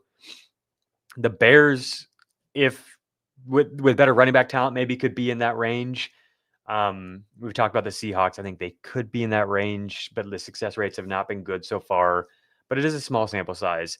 On the other side, we've got obviously these two teams, the Commanders and the Falcons. They're using a lot of zone running inside and outside zone out of shotgun. And they also have, Bijan Robinson really helps this, and then Jaden Daniels really helps this for sure. So those are pretty unique situations. But then you see teams like the Eagles not working, the Bengals not working. Some of those teams that are leaning more into shotgun, it's not been so good. I think the Dolphins would prefer to be more on the left side of this chart, but they've been playing from behind so often So do you have any takeaways as you look at this? And then here's like the 24 version of it. It's kind of the same. Like you see the Commanders over there, the Falcons on the other side. Like there's some teams that it's working really well, and then like the mixed approach has worked well for the good teams. But I just wanted to show this because we talk about this a decent amount. You and I, like, I know you really hate the Bengals run game, right? You don't like some of these simple shotgun inside zone run schemes. And so I wanted to illustrate this for people so they could kind of get eyes on which teams are doing what. I think it depends a lot on the actual runner too, right? Like watching the Giants offense, they've been able to establish a run game they haven't had in 17, 18 games by going to shotgun, which they never did last year. They were under center most of the time. I mean, not never. And part of the reason they've been able to do is because they're mixing in power gap concepts out of the shotgun, pulling just like one tackle, like Jermaine Illuminor, or it might be Andrew Thomas, or occasionally a guard. And with Scadaboo, he's a very patient runner. And so it works and fits his skill set. I don't think it fits every running back's skill set, though. And I think we're seeing that with some of these teams. Like Barkley is a player who I'm not so sure you want. I mean, it's great for him last year when it was working at a shotgun because there were massive holes opened up. But when, there's only one area to really run through, or you need to be patient to run through it, I'm not so sure it works. With the Bengals situation, like you said, it's too much inside zone at a shotgun. Do it. Like that's not working with their offensive line. So to me, I'm just hitting a case by case basis. Honestly, I used to be of the mindset of like the best run games are the ones that are under center. But that's just not proving to be the case anymore in the NFL. I mean, sometimes it is. Like McVay's is dominating. I didn't want to like try to prove anything with this. It was more just to show people, and then also to give you eyes on it too, because you are fascinated with run games for sure, more than about anybody I know. I think a lot of people don't really even think about it that much. They want the passing, they want the epic Mahomes, Tyreek, Kelsey days back, but those are gone in the NFL. Absolutely gone. Okay, a few more run notes because, like Dan said, like the running back talent matters for sure in terms of like how you're fitting your scheme and what works. And so, like I wanted to talk about Ashton Jeanty. Like he's somebody who I think could win in any place in any type of run, but he's especially effective when you get him out in space. He's great between the tackles. He's great at navigating those lanes, and he's got the balance, the footwork to be really effective in that range. But I think when you get him out in space, that's when you can get some of these huge plays. And that's what we've seen is like the only thing that's worked for the Raiders is outside zone runs, specifically outside zone runs to the left, where they've had this star left tackle. So they had Colton Miller, who's no longer there. 4th in EPA per outside zone rush, 32nd in EPA on any run that's not an outside zone run, 2nd in EPA on outside zone runs to the left, 24th in outside zone runs to the right. And now Colton Miller is out of the picture. And so, Ashton Jeanty, like, I don't know how he gets there for fantasy outside of maybe busting some explosive plays, but mostly we just need him to get a bunch of targets, which is what we saw last week. And he's been more involved lately in the pass game. Yeah. Get the ball out of Geno's hands quicker and incorporate him in that way. But what if pass protection issues creep up again or something like that when they really need to try to keep things upright? I think ultimately, like, they're just going to have Jeanty out there as much as they can because it seems like the season's slipping away from them and he's their best player and he's young and they'll want to focus everything around him. But I'm pretty nervous, man. I think Colton Miller was like the only pillar like left holding this offense up. Yep. And I don't really know where it goes from here. I don't know. Like I'm looking at it and it's like, and I play more dynasty than redraft. And it's like in dynasty leagues where I drafted Jeanty, which my brother and I were very aggressive in getting him in our teams this year. If I'm trying to compete, does it make sense to trade Jeanty? Like, I think there's a real chance that he will not have a great rest of season. And people will then, after the season, like look at his numbers, look at his efficiency numbers. And no matter how much beyond the box scoring we do, like the box scores won't be good. And he'll have, the Trent Richardson comps and crap like that. I want to believe that as a community, we're moving past that, but I don't know, man. Like it was happening right out the gate. People were doing it during the preseason with Jeanty, I worry a lot about this situation. So redraft or dynasty, do you have any thoughts on Jeanty as a potential sell? Definitely not a sell in Dynasty. That's for sure. I mean, you're not just selling him to sell him, but like I was talking about a trade last night where it's like I've got a team where Bryce Young's my QB2. What about like a Jeanty for Mahomes type of a deal or something like that? Superflex or 2QB? Yeah, of course. You know, where it's like you're getting a staple. You're getting something you know exactly what it is with Mahomes, and it could be better. We've seen times where he was QB3. Yeah, I mean, I would do that trade. I think quarterbacks are just insanely valuable in Superflex and worth all trades. Well, that's what I'm saying though. Like, I don't think a blanket statement of no, don't sell makes sense because like you might be able to find a team where it's like, okay, my team sucks. I'll take Jeanty because how long is it I gonna can take wait for on him Jeanty? until next year. And like that helps me. I've got the running back depth where I can give up Jeanty, and it like helps the second position where I've been sometimes bleeding points because you don't know what you're going to get with Bryce, that kind of thing. Yeah, I'm not totally against it. What about for redraft? For redraft, it's kind of goes along the lines of what you said. With Colton Miller out, I don't know how long it's going to be. I know he's on injured reserve. Maybe it's only the 4-week variety. Maybe it ends up being 6 to 8. It's a high ankle sprain, I believe, which is tough and tricky to predict. But this was already an insanely bad offensive line before Colton Miller got hurt. Now it's just reaching levels of unplayably bad, as we saw last week. Geno Smith is not playing good football either. Let's be honest about the situation. He has in the past. There were some signs that he was fading last year, and I'll give credit to John Schneider, the Seahawks GM, who does a lot of things. Probably people as Seahawks fans listening are going to be like, you like that guy? No, I know he does a lot wrong, but he's done a really good job of trading quarterbacks right before they're collapsing. He did it with Russell Wilson, and it might be the case where he's doing it again with Geno Smith. We'll find out if Geno can get back on track. Now, Bowers is also week to week with a knee injury. I think at this point, they're finally making the decision to let him rest, to try to get him 100% healthy. But my guess, Jacob, is by playing him instead of letting this be the case earlier in the season, they may have made it a lot worse, his knee injury. And I don't know if he'll get back on track. So all these factors just work against Jeanty for me and his fantasy value. You're now in an offense that's not going to score a lot. We talked about this preseason. We're like, remember Vegas hasn't projected for like the 25th or 27th most points, but like we like them. Well, Vegas might have even estimated it. I think we might be looking at like the 29th, 30th ranked offense rest of season. So Jeanty will save his value if this role in the passing game continues. In PPR leagues, he'll be kind of like a back end RB2, but it's hard for me to see any upside outside of big plays with Jeanty. And I want to throw this up here real quick, unless you have something to follow that. Brutal. What I was going to say is like I equated Kenneth Walker to being kind of like the BTJ of the running back position. I think Jeanty's like the Jamar Chase of the running back position, where it's like it's kind of like the same kind of comparison. I don't think I'm quite as confident in his talent, but it's just like an awful, awful situation. And it could get to shutdown point, right? If the team sucks, if he gets banged up at all as the season goes on.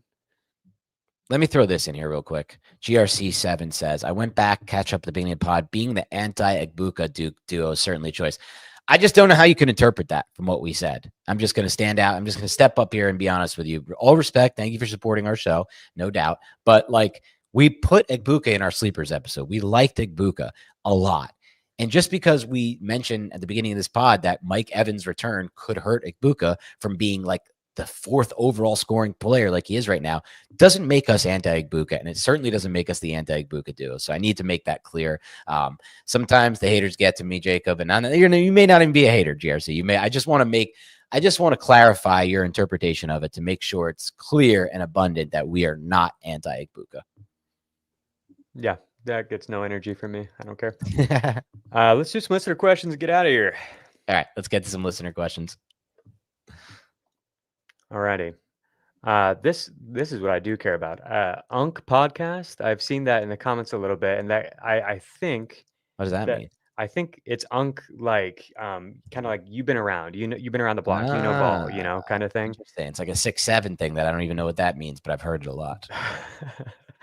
Unk podcast is what they're calling it.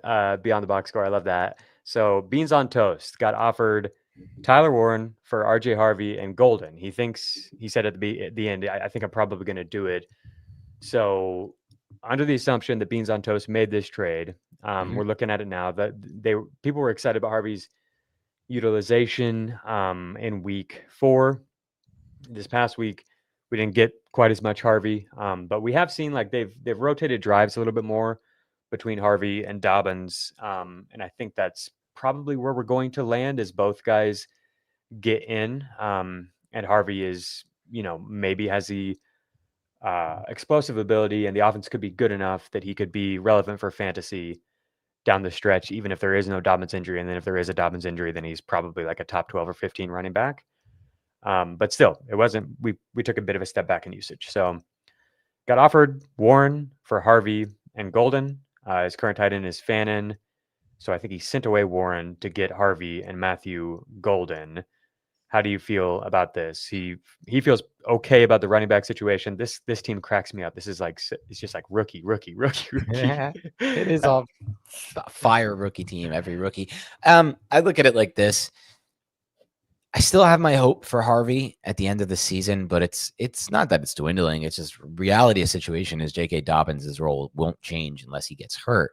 And as it currently stands, Scattaboo, Travion, Woody, and Tootin, those are all playable players to some extent, to the extent at least of what Harvey has returned. So it's in a lot of ways almost like Warren for Golden. This is a win now type trade. Straight up, it's a win now type trade. So I would say this is a pretty good trade. He traded away Warren. You got that right? No, I got offered Warren for Harvey and Golden, full PPR, right? Yeah, but I think it's just worded weirdly. I could be wrong. I thought he got offered Warren for Harvey and Golden PPR. There's no way to tell. It doesn't say like we really are the unks at this point, misinterpreting, not being able to read.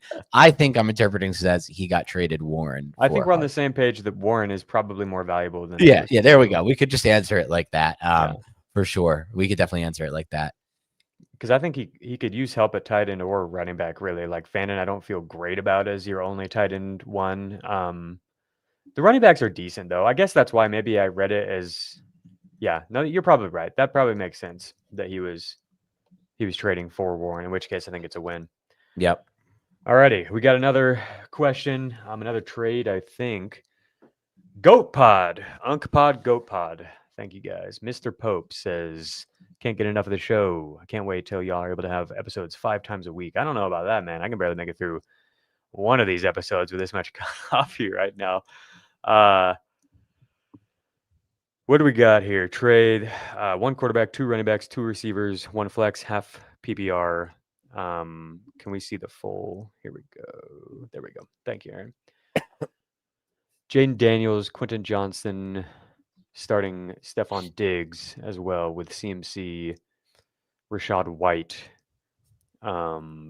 Bowers. He might have won that week, at least with Diggs. Hopefully. Right? Who knows what's going on at tight ends? These Bowers teams Daniels, are so rough. Diggs, CMC, pretty good. Bowers was out. Rashad White. Okay, I think he won this week, I hope. Traded CMC for Judkins, AJ Brown, and Breece Hall. Biggest problem. Dad's almost like auto no on CMC, but this is a haul. Yeah, it's somewhat of a haul, I guess. It's a haul in the sense of it's a haul in the sense that someone in the trade is named Breece Hall. Just kidding. That was a dad joke. Really bad dad joke. I've been hanging around Adam Azer too much with these dad jokes. But like Judkins, I love him, right? He's an awesome talent. He's looked so good. What's the ceiling for a Judkins player, man, in that offense? Is it just like 80 to 100 rushing yards a week and maybe lucks into a rushing touchdown? Not really much of a role in the pass game. Breece Hall, I went over, man. 18% of the time the Jets have played with a lead. Maybe that gets up to 25% if they're lucky. Where's the upside for that as well? And then it's AJ Brown, who are we considering that part of a haul? I can't do it. I can't do it. Yeah, I don't like it at face value. My guess, the only reason they'd be considering this is because like they're bleeding points because their flex options aren't really working. Like obviously Rashad White can plug in now, but before that you've had to start Chase Brown, and then like you don't really know if Diggs is going to work or not. It feels better now, but like it's just a team where you lost Evans to injury, Bowers you basically lost to injury, and then Jaden has been out too, so you need flex help.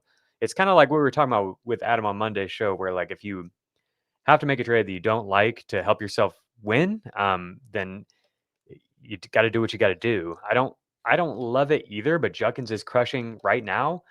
Breece Hall, I feel really good about too. And so if this helps you like shore up the team and not have to have wide receiver 2s and flexes that could get you 3 points or whatever, like you got to do what you got to do. If you're 1-3, 1-4, I could get doing it if you did do this trade. We're looking at this, a few days later.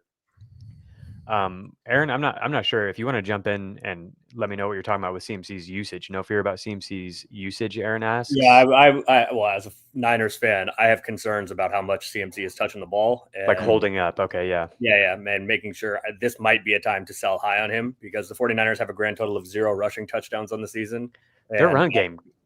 I've never seen a Shannon run game like this. A million passes, but he's getting beat up, and obviously he's had the last couple of years. He has not been able to stay upright. So that would be one concern for me, getting off of CMC before the inevitable he misses a few weeks due to injury. Yeah, that's totally fair. Thanks, Aaron. Can you get around on it, Dan, or are you still just like, no, find a better trade for CMC? This isn't enough value. No, find a better trade for CMC. Breece, I feel like Breece could surprise people and really break things in a big way. So I did some comparisons where I looked at like last year's numbers through 4 weeks and then compared it to like weeks 5 through 17 for the fantasy season. And somebody who stood out was Bijan Robinson, was RB20 through the first 4 weeks and then was obviously like RB1 or whatever from that point on. And people were like, who's this year's Bijan? Who's this year's Bucky? And my guess is where Bill is this year's Bucky. Okay. And Breece is this year's Bijan, where he was on running back 25 through 4 weeks. I don't know that the Jets are probably not as good of an offense as the Falcons were last year, but I don't know if it's like way, way worse. He's not as involved in the passing game in my mind either. But he can be. Like we've seen him be really one of the best talents, I think, as a pass catcher out of the backfield. And so that's just, it's like, I do think there's this upside that maybe Breece doesn't get credit for. It's like the offense could be better than expected. And this is a guy who went in round 1 last year for a reason, right? Like he's a super talented guy who can give you the receptions and stuff like that, can give you the explosive plays. We've seen him creating explosive plays. I think he's one of the best buys at running back. I want to be there with you. I'm just not, based on the game, some of the game script issues I have, the issues in the passing game that I don't personally see taking too much of a jump. And then, like if I'm trading CMC, I need somebody I can feel confident, Jacob, that is at least, as part of the deal, is at least a top 20 player overall rest of season. I'm really looking for top 15 at worst or top 12 at worst. And I shouldn't say at worst, but like top 15, because I think CMC is a top 3, top 4 player in PPR leagues. And like, I just don't have confidence AJ Brown, Judkins, or Breece Hall can be that player. I think Breece Hall is basically. I know you're on it, but yeah. So we're just if we drafted today, I think he would probably be a late round 2, early round 3 pick. So maybe not quite top 20, but pretty dang close. Yeah, I want to get on board. I'm just not quite there yet. Yeah. Alrighty, good stuff, Dan the man. One more thing before we close out, Jacob. This is not related to this podcast at all, but it's related to our what's the word? Our sense of humor. I finally got a chance this past weekend for and it's been out for months now, but with me and my brother had a fun day where we golfed, we played tennis, and then we watched Friendship. I finally got a chance to watch the movie Friendship. And I think that was probably one of the most interesting movies I've ever seen. It wasn't like it had its laugh out loud moments for sure. Yeah. I don't think it was like typical Tim Robinson, like constant laughing, but it was good and it was dark and it was weird and it was enjoyable. And I think it was Tim Robinson as most Tim Robinson-y, if that's the best way I could describe it. Just total cringe at so many different moments. Oh my gosh. So I'm really excited for the show coming out on HBO next week. Friendship is so insane that it even exists. Insane. It's so insane that it exists. I went to the movie theater, and after watching Friendship, I'm out waiting on my friends. They're going to the bathroom, and there's just some random guy out there. I don't know, 50s or something. And he's like, I just don't know if I got it. I think that one went a little over my head. And I was like, what, the movie, like you just watched Friendship? And he's like, yeah, I think it went a little over my head. This guy literally, like at this point, I'm like, I'm in a Tim Robinson skit right now. I don't know what's going on, but like this guy feels like he could be played by Tim. And I'm like, oh, are you unfamiliar with Tim Robinson, have you seen any of his work before? And he's like, no.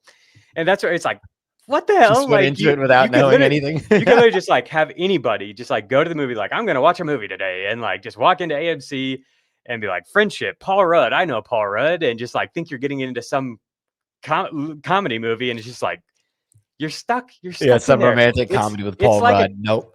It's like a 12-minute skit from, I Think You Should Leave, but it lasts for an hour and a half, and you're it's just darker stuck in than there. any of them, and it's darker than any skit. And you're just in the movie theater, and everybody around you is laughing, and you have no idea what's going on. Yeah, you're just the scene with the guy I forgot his name, the guy he does work with in the Detroiters, who I love, Robbie or O'Malley. Yeah, O'Malley. The scene that was just like the apex of Tim Robinson. Yeah. They're both just spazzing out on each other for like a full minute and a half, and I'm just dying during that scene. I loved Kate Mara, by the way, and I absolutely loved Kate Mara. It seems like a lot of like these awesome actors want to work with Tim Robinson, Kate Mara, and he's doing this new show on HBO. He's getting like big names to want to work with him. Paul Rudd, it's just awesome. Did I tell you the story of meeting Kevin Nash, the wrestler? No.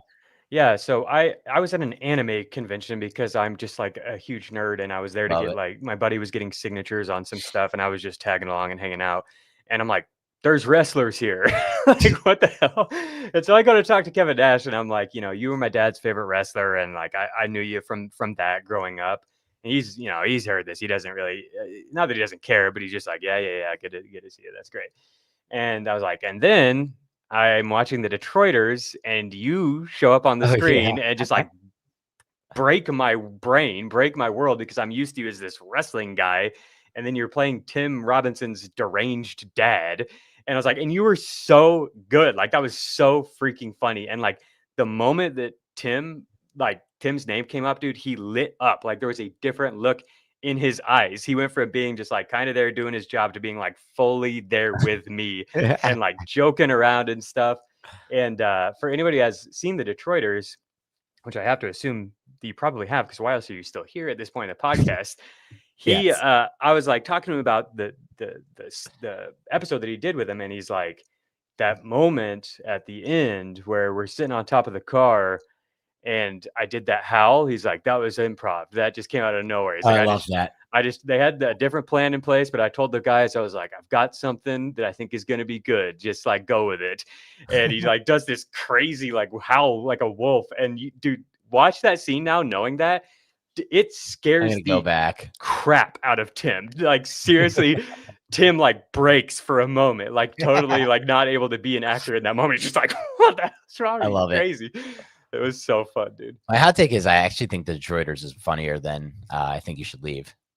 So it's a hot take of mine. It is a hot take. And I think maybe that's a good take for some people who have a hard time with I Think You Should Leave. They're like, I don't get it or whatever. Like, maybe the Detroiters is more your speed. It's more of a it's more of a sitcom. Yeah. But it's still more consistent. Very weird. Funny. Yeah. It's still very yeah. It's not like your normal sitcom at all. That's what I have loved about Tim Robinson, is he's been able to like flesh out in different media. He's doing a lot of different things now. Yeah. I'm excited to see what this new show on HBO is going to be like, but this is not a show about TV. I just had to get this in because I did watch it, and Jacob and I love it. Ben says Dan just can't help himself. Sorry for talking about it. Maybe he's talking about GRC, who says, Dan, I want to apologize for getting you steamed up. No need to apologize. I got rage baited according to the chat. It happens. This is who I am. This is who I will continue to be as I try to work on that aspect of myself. I'll never be perfect in that regard. Thank you for listening to Beyond the Box Score today. I had a great time talking offensive schemes, play callers, run games, and pass games we can be excited about moving forward, different fantasy offenses, and a little bit of Tim Robinson. So hopefully you enjoyed this as well. We will be back tomorrow, Wednesday. Have a great rest of your day.